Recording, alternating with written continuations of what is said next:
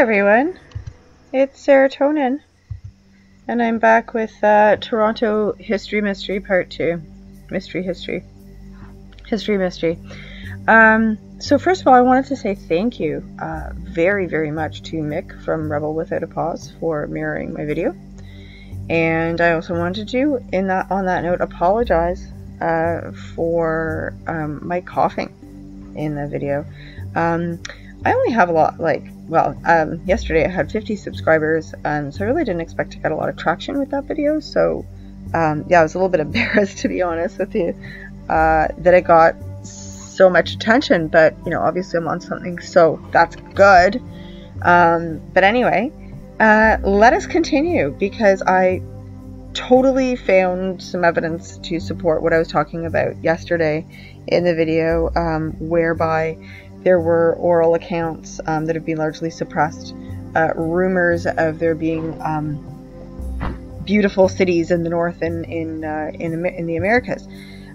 So I wanted to just go straight to this. Here it is in here. It's an article that I found. Here it was a legendary city of Quivira on the Oregon coast.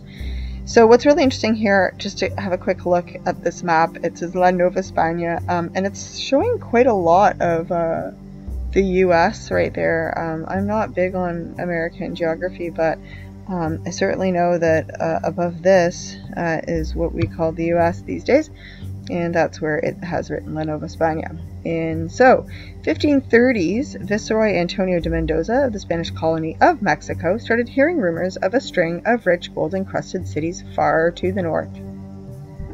So it goes on to say basically that through his greed he decided to leave and go and discover these cities. They talk a little bit about what the cities are.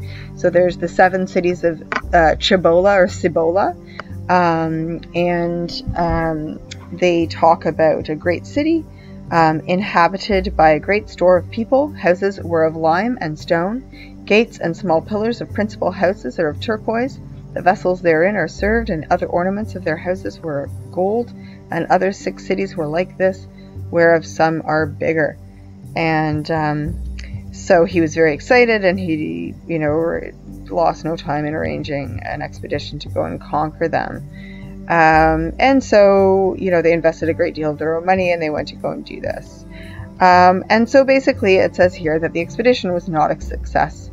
On the Great Plains near Kansas and Oklahoma, Coronado found what he assumed was the great limestone and turquoise city of Cibola, and found that it was in reality a collection of grass huts occupied by a population of regular, hardworking, non-gold-having Native Americans.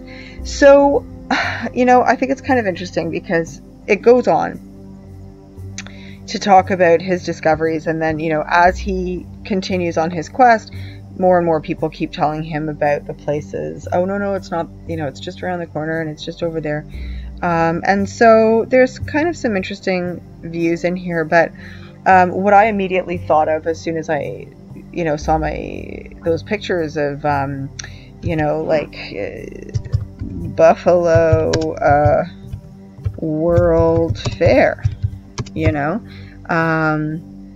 and you see like this, right? That's not the buffalo I've seen. And so these, in my opinion, these were the cities of gold, and lime, and stone, lime and stone and turquoise and gold, that he was being spoken of and spoken to of. And so I think maybe they weren't pointing him in the right direction, but were they necessarily lying about the cities, these grand cities? So anyway, that's kind of where I'm going with all of this stuff. So let's get back to Toronto here.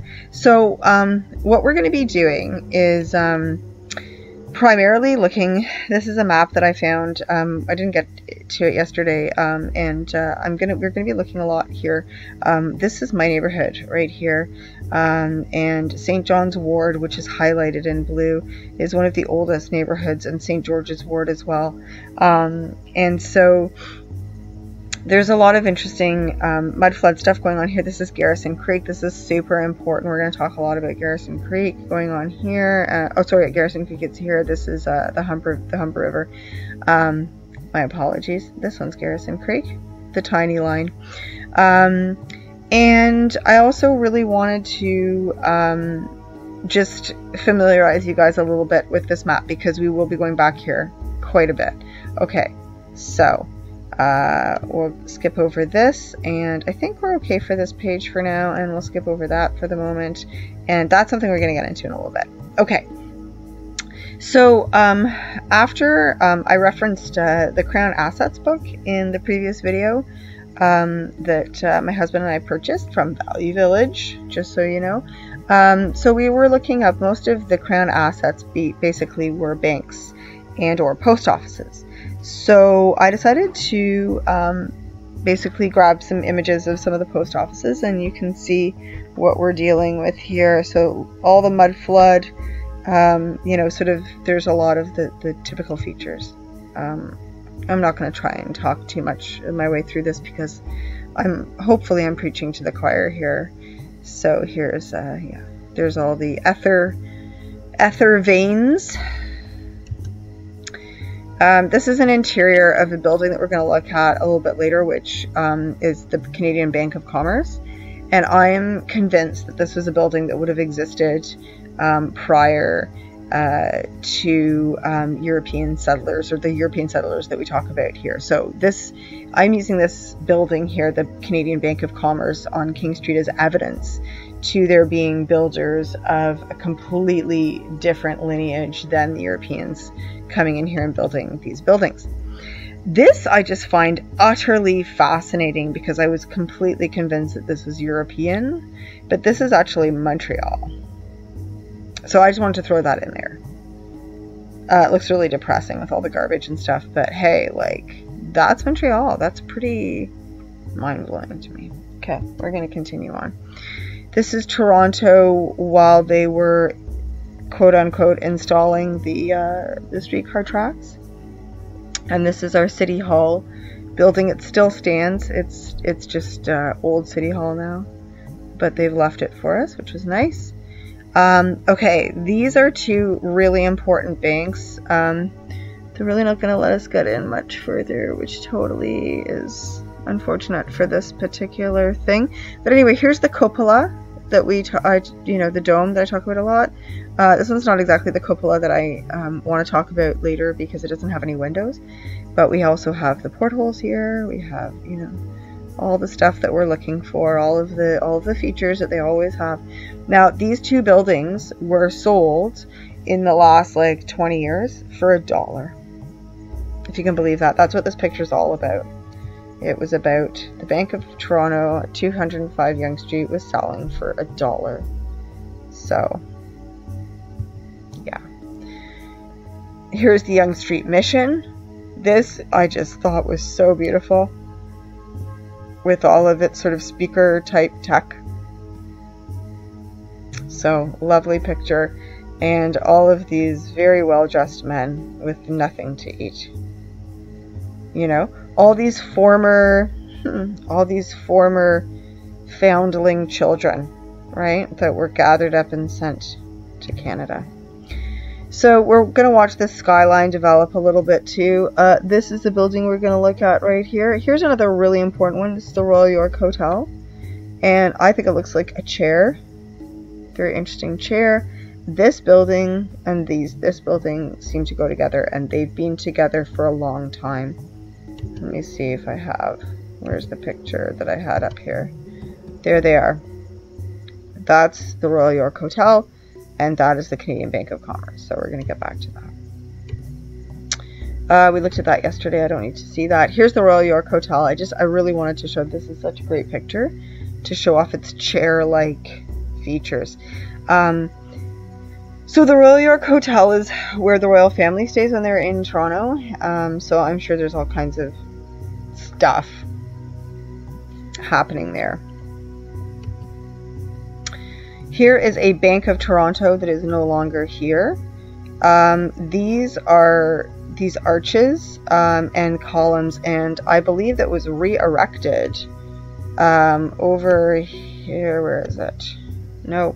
Oh, there we go. Here, I believe that those are the features right there.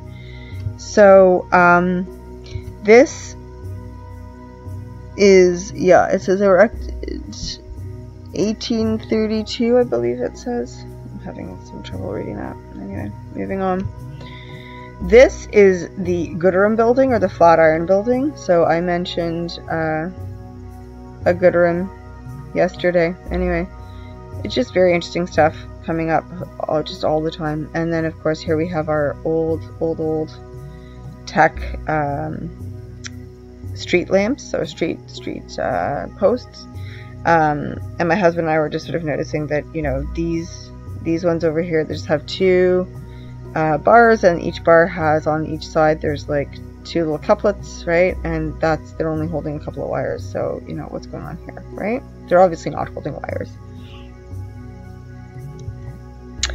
I showed a picture of this bank yesterday, looking much more modern and fixed up a little bit and extended, and I just couldn't believe how much these look like eyes under the right lighting. So here's another bank, another Crown Asset Bank. I believe there were statues taken from here and here. And then I don't know if these have been scrubbed, these plates here, but there's plaques all the way down here. That does not look like Toronto to me at all. That looks like Montreal, yeah. Okay, so we'll continue. Sorry about that. This is Toronto. This is a post office and custom house in Toronto Junction. So the Junction does still exist. It's a pretty sort of family, you know, oriented neighborhood. But this again, Crown Asset, left to the Crown, left to the Crown, right?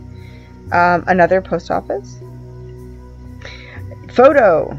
This is a photo, just in case you're wondering. Okay, here's a picture of Toronto after the Great Fire. Now, it should be noted too, there were two Great Fires in Toronto, as there have been, I'm sure, in other cities. There have been more than one. So there was one in the 1900s and one in the 1800s. Just wanted to point that out. And I actually have a plaque that I might be showing a little bit later in the video, depending on where it is in my photos, but I wanted to share that with you too. I believe we looked at that yesterday, so let's not worry about that. Here's another post office. Beautiful. Right, and here's another gorgeous one right here, not far down. So again, the same stuff, the same bricks, the same mud flood steps up. These, you know, interesting Greco-Roman, quote unquote. You've got your pillars. Oh, that's possibly actually a fire hydrant. And this is another bank. Tech here, you know. Okay. So this is the Canadian Bank of Commerce building that I wanted to talk about. No, it's not. We're going to go back to that one in just a second. It's this. Okay, it's this guy. It's this building right here. Right here. Canada for Canadians. And right up here at the top, you can barely see it. You'll see 16 of these guys. And we're going to get around to the front a little bit. But look in here. Okay. There's all this stuff happening in here. Okay. This is green. This is, you know, bolted on. So I'm going to just go ahead and assume that that was copper. And this is the thing. Okay, this is the part. The piercing hole. There's one here. There's one here. Right? There's one in every head. Okay. Why? I wanted to go, okay, I'm so interested in this place. Oops. I'm so interested in this place that I decided to just mix up my pictures like crazy. Okay, here we go. So here's a great close-up of the dudes. And this is what they look like in front. So they, you know, I don't know. They look sort of like Nordic gods. in the front, and then on the side they have these piercings, and there's 16 of them. Here we go. Visit the Promenade Gallery, the Canadian Bank of Commerce at 25 King Street West, 426 feet above the street. The city and surrounding country for 40 miles can be seen in comfort. One of the 16 giant heads. And then you have this. Okay? We're going to, obviously, we talk about this a lot right now. We're going to get into that. There's the picture. There's the building again. Those are the giant heads. Again. Giant heads at the top. Hang on a second. It looks like my magnifying is activated, but it's not going. Okay, so... Oh, and then this is at the bottom. So you have this beautiful tech, this in front, right? Which is, you know, these lines here. And then there's the building here. Columns, a lighthouse, a genie in a lamp, a boat, a table, aqueduct, a saw, I don't know, a fasces maybe, or an airplane, I can't tell what that is, a globe, all this business, right? And then you have Nike, or whoever it is, and then this guy, and I can't remember what that's called right now. It's totally not coming to me. So, yeah. Okay. Just unbelievable. And then, yeah. Okay. So, that was the big reveal for the day. Except that there's more. Okay. So, I'm going to just go back to this. So, that was my big question. But then there's this place. Guild Park and Gardens. Which is just completely nuts. So Guild Park is a place that has this reconstructed, apparently, piece of the bank. Yeah, the 8 Corinthian columns from the Bank of Toronto at King and Bay streets were reassembled to build Canada's only Greek theatre and to commemorate the Guild's 50th anniversary. So... Anyway, this here also mimics another one that I found in on one of my walks. Okay, so let's just go here quick. And this building right here is, and we're going to come back to that, another Canadian Bank of Commerce. So if you can see right here, we're just going to zoom in. I was taking a picture of this building because the cupola up top, but you can see there's more arches with heads right here, right? And then the other thing that I wanted to bring up, which came up when I was looking at this church, oh my goodness, this bank. I was actually out trying to take pictures of a church. And it got me thinking, because of the Crown Assets book. So, pretty much everything that was given over, supposedly, to the Crown, or the Crown Assets, were banks, post offices, and churches. And so you have communication, finance, and worship. Then I've been really interested in etymology lately, and so the idea of bank and embankment and banking something is really just to store it. And so what if the banks that were created in this style close to these churches were actually there to store the energy? So the churches would build the energy, the church machine would build the energy, and the banks would bank the energy.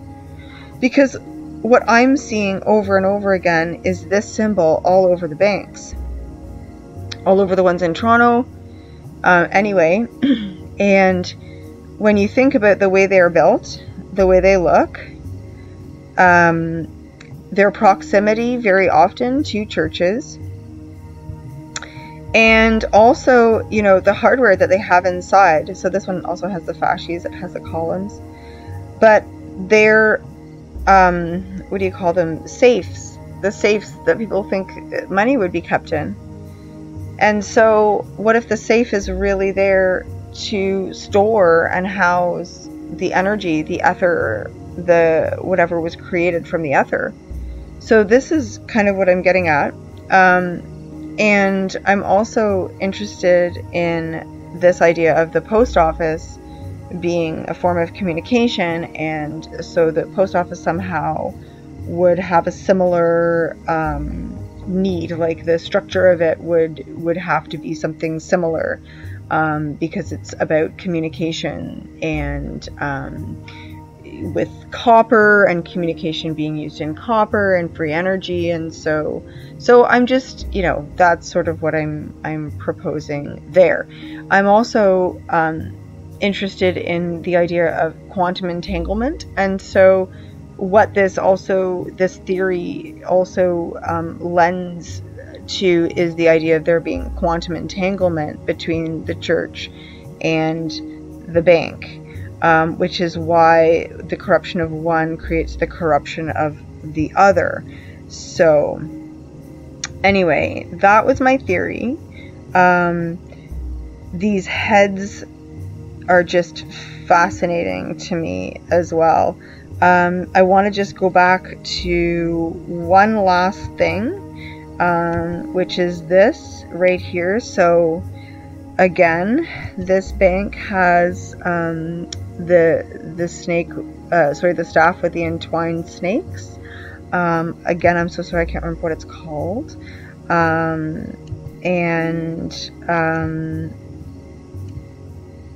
Yeah, something about these heads, something about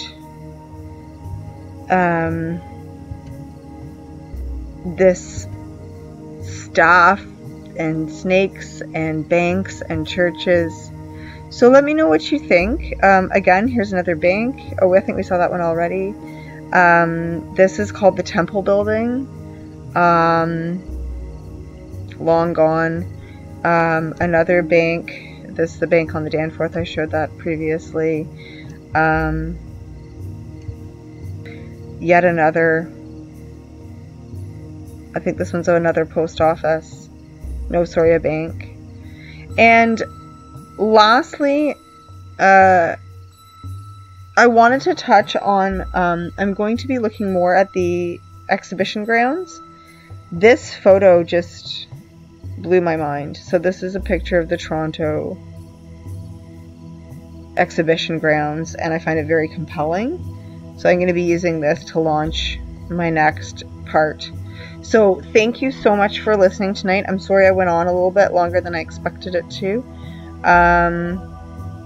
And yeah, so let me know what you think about the idea of the Native Canadians, the First Nations people living in the cities, building these buildings. Are we seeing evidence in these buildings with these big heads that just don't look like the kind of people that most European settlers, your British people, would have been putting on the side of their buildings at the turn of the century? Really doesn't strike me as something familiar. And then this idea of the banks and the churches. Do the banks hold the surplus energy of the churches? So let me know what you think. Leave your comments below. I hope you like the video. No coughing today. Yay. Have a wonderful night, and God bless you all. Okay, bye.